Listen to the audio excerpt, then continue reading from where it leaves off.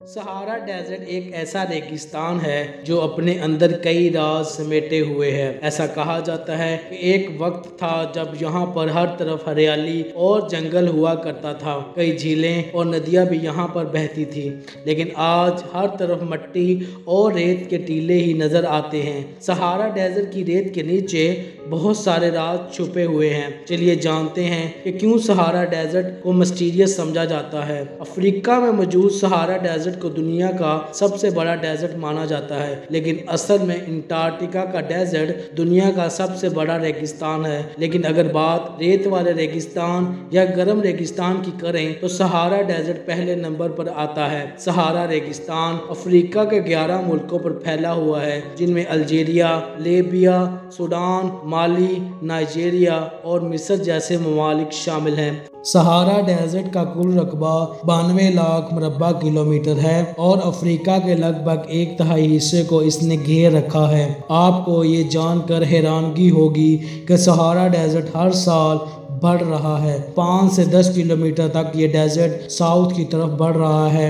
National science foundation के मुताबिक 1920 से लेकर अब तक सहारा डेजर्ट के रकबे में 10% तक इजाफा हुआ है। इस पूरे रेगिस्तान में सिर्फ रेत ही नहीं है, बल्कि 20% हिस्से को रेत ने कवर किया हुआ है और बाकी का हिस्सा रॉकी प्लेट्स से घिरा हुआ है। रेगिस्तान में आमतौर पर बहुत ज़्यादा जानवर की इकसाम देखने को नहीं मिलती, लेकिन फिर भी साइंसदान ने ऐसी 4000 जानवरों की इकसाम को दरियाफ्त किया है जो रेगिस्तान में पाई जाती हैं। इनमें mammals, hamsters, jerboas, antelopes, jackals and dune cat शामिल हैं। ये जानवर रेत के अंदर बिल बनाकर या पहाड़ों के अंदर ही रहते हैं। तपती गर्मी से खुद को बचाना यहाँ एक बड़ा चैलेंज होता है। सहारा रेगिस्तान में टेम्परेचर 35 डिग्री सेंटीग्रेड के लगभग रहता है, लेकिन सूरज की गर्मी रेत को और भी ज़्यादा गर्म कर देती है, जिसकी वजह से यहाँ पर सर्वाइव करना बहुत ज़्यादा मुश्किल हो जाता है। कभी कभी दर्जा हरारत 50 डिग्री सेंटीग्रेड से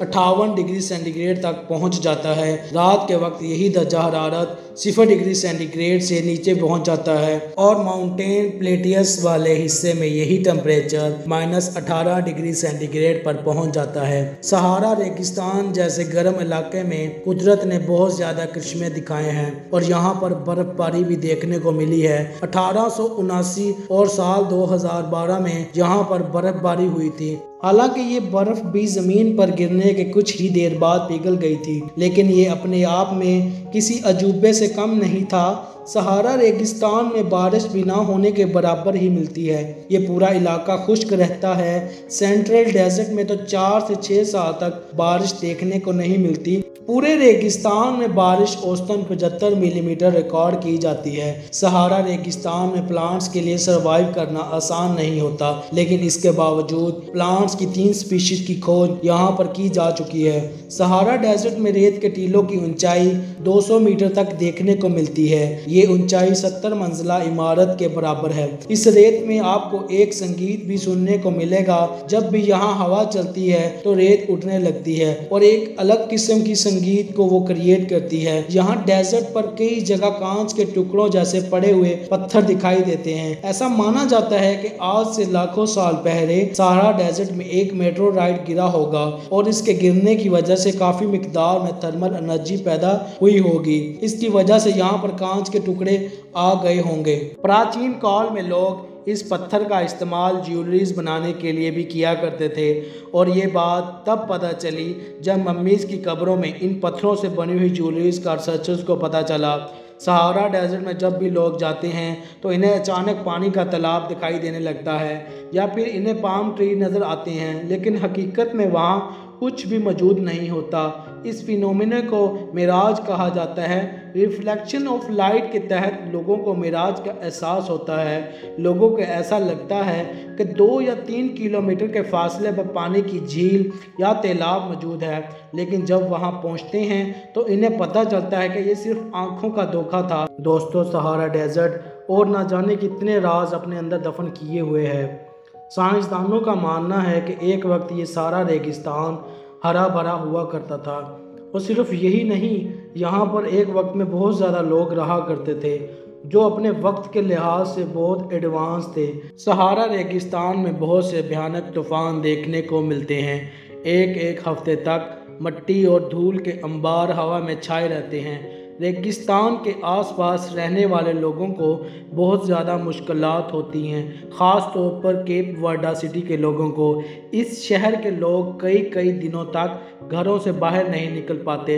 इतनी मुश्किलात के बावजूद 25 लाख से ज़्यादा लोग इस सहारा रेगिस्तान में रहते हैं। सहारा रेगिस्तान में रेत और पठारों के अलावा और भी बहुत सारी चीज़ें मौजूद हैं। इन रेत के टीलों के नीचे पानी के तालाब मौजूद हैं जो किसी खजाने से कम नहीं। 1977 से सहारा का अंडरग्राउंड वाटर बाहर निकाला जा रहा है। 1996 में पहली बार वाटर पाइपलाइन बिछाई गई थी और रोज़ाना की बुनियाद पर 6.5 लाख क्यूबिक मीटर पानी निकाला जा रहा है और इसका नाम Guinness book of world record में भी शामिल किया गया था। सहारा रेगिस्तान हमेशा से ऐसा नहीं था जैसा अब हमें नज़र आता है। आज से तकरीबन 8 या 10 हज़ार साल पहले यहाँ पर ग्रीनरी हुआ करती थी। जंगलों के बीच में झीलें भी मौजूद थीं। साथ ही सहारा के अपने स्टोन हेज भी थे जिन्हें नेप्टिपिलिया कहा जाता था।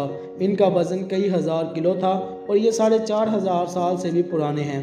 एक रिवर भी यहाँ पे मौजूद था जिसके बारे में साल 2015 में साइंसदानों को पता चला था।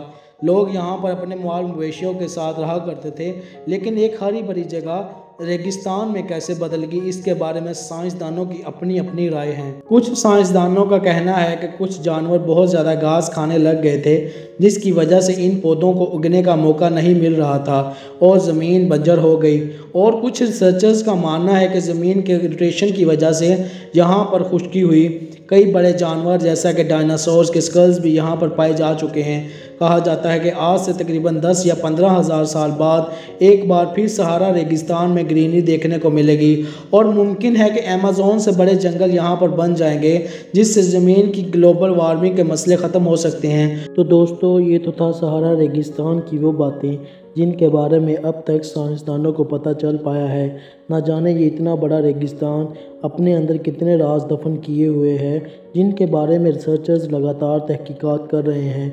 उम्मीद है आपको सहारा रेगिस्तान के बारे में हमारी ये वीडियो पसंद आई होगी। मज़ीद ऐसी वीडियोज़ को देखने के लिए हमारे चैनल को सब्सक्राइब करें।